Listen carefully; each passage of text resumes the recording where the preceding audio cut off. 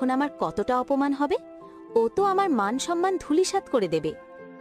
দুপুর গড়িয়ে যেতেই শহরের ধনী মহিলারা সেজেগুজে নছিমনের প্রাসাদের দিকে যাচ্ছিলেন।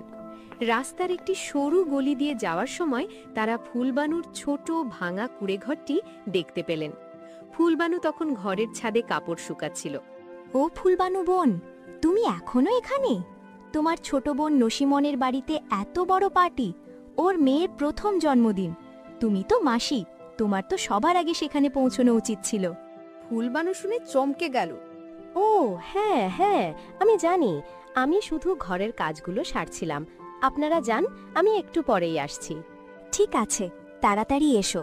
আমরা শুনেছি নছিমন নাকি দুবাই থেকে স্পেশাল রাঁধুনি ডেকেছে এবং তাদের পার্টির খাবার নাকি এমন যে আঙুল চেটে খেতে হয়।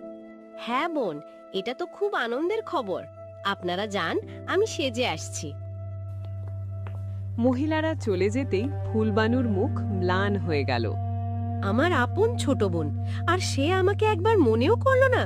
হয়তো এত ব্যস্ত ছিল যে ভুলে গেছে